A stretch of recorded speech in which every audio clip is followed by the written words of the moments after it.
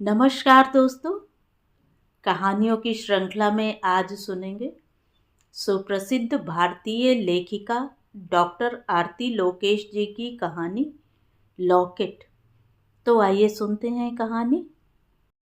Happy mother's day mom. Twinkle ने माँ के गले में सोने का लॉकेट पहनाते हुए कहा। लॉकेट पर अंग्रेजी में मॉम लिखा था। काली डोरी में बंधा लॉकेट बेहद आकर्षक था। Thanks my child.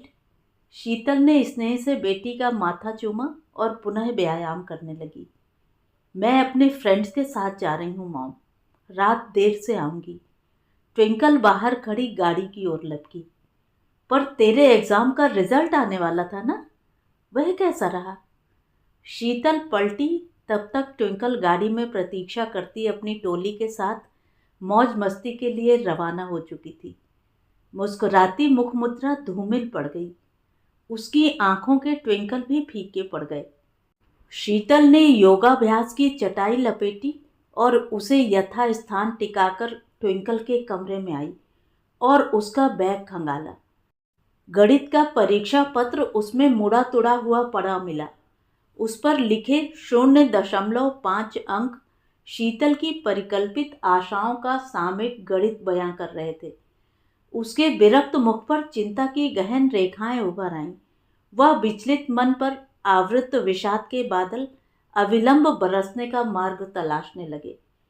ट्विंकल के कमरे में सफाई कर रही कमला के हाथ यह देख अचानक रुक गए।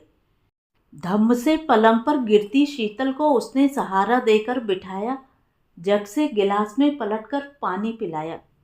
पानी पीती शीतल के कपोलों पर ढुलके आंसू कमला की अनुभवी दृष्टि से छिपे न रह सके।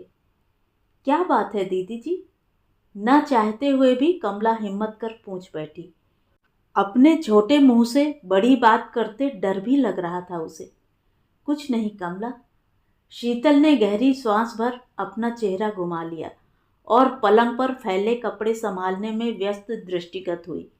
बेराह होती लड़की का दर्द उसे जन्म देने के दर्द से कई गुना बड़ा होता है। स्त्रियां कब शब्दों और अभिव्यक्ति के भरोसे रहती हैं?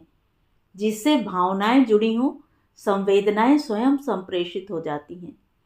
कमला समझ गई कि इस दर्द को उसकी मालकिन न बता पाएंगी न छिपा पाएंगी। अतः उन्हें एकांत देना उसने उचित समझा।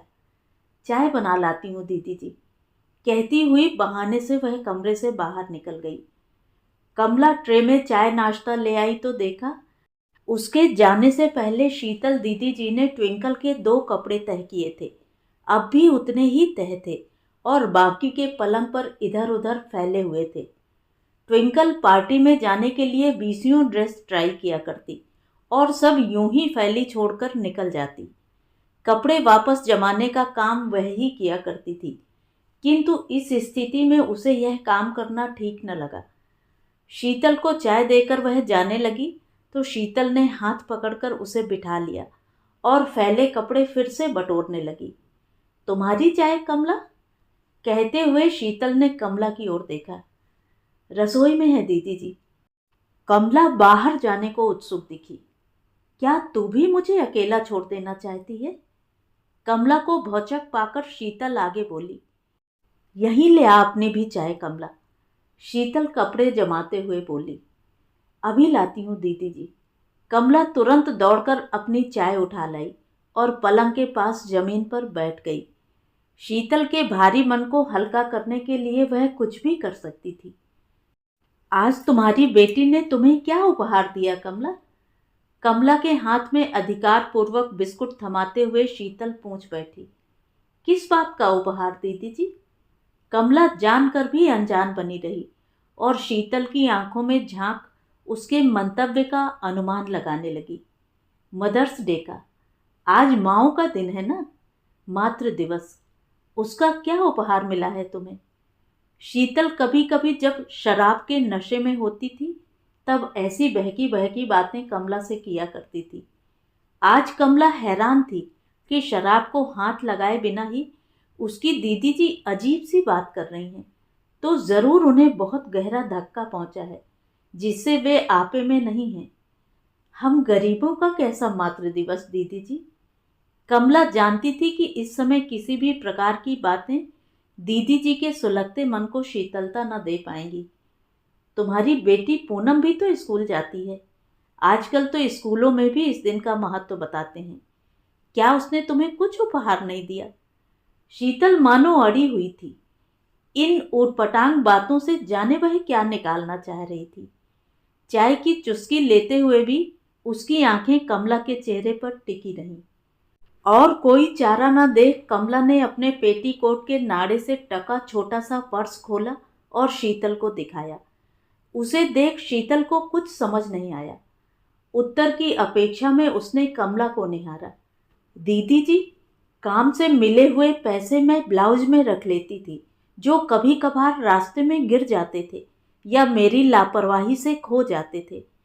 पूनम ने रात में चुपचाप जागकर क्रोशिया से बुनकर यह पर्स मुझे बनाकर दिया है, ताकि मैं अपनी मेहनत की कमाई सुरक्षित घर ले आऊं। कमला उत्साहित थी। पर्स निकालकर दिखाते हुए कमला की आंखों में चमक और होठों पर एक मधुर मुस्कान तैर गई। इस पर शीतल का बुझा हुआ चेहरा देख कमला को बहुत पछतावा हुआ कि अनजाने में ही वह दीदी जी के दुख को कुछ और बढ़ा गई है। क्या करेगी पर्स का? तुझे पैसे गिनना भी आता है क्या? हिसाब तक तो ठीक से समझ आता नहीं, कहकर शीतल ठठाकर हंस दी। वह हंसी कमला को चुभ ही गई, जबकि वह जानती थी कि किसी भांति शीतल दीदी जी अपने दर्द की दवा तलाश रही हैं। अपनी तकलीफ को कम करने के लिए कमला पर बाण प्रक्षेपण कर रही हैं। आता तो नहीं था दीदी जी, पर अब पूनम ने सिखा दिया है। किसी घर में जब मुझे हिसाब से कम पैसे मिलते हैं तो मैं जान जाती हूँ, किंतु मैं उनसे जिरह करके अपने पैसे नहीं मांगती। इस बात पर पूनम मुझसे बहुत झगड़ा करती है। कहते कहते मायूस हो गई थी कमला। चाहा था कि माँ से झगड़े वाली बात दीदी जी की चोट पर कुछ मरहम ही कहीं लगा जाए। ऐसा कुछ तोहफा नहीं दिया पूनम ने तुम्हें? अपने गले में पड़े हुए लॉकेट को उलटते पलटते हुए शीतल ने फिर पूछा।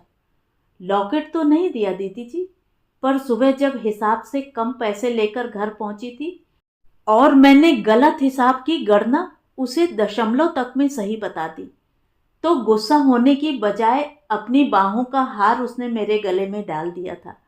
यही तोहफा है दीदी जी मेरे लिए। तो मैंने अपने मालिक लोगों से कभी बदजुबानी नहीं की और इस अपराध के लिए आज उसने मुझे माफ कर दिया।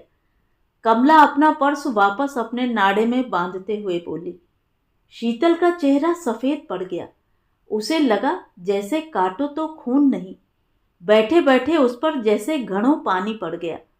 आज सुबह उसने भी तो कमला को हिसाब के पैसे दिए थे और उसकी छुट्टी के पैसे काटे थे।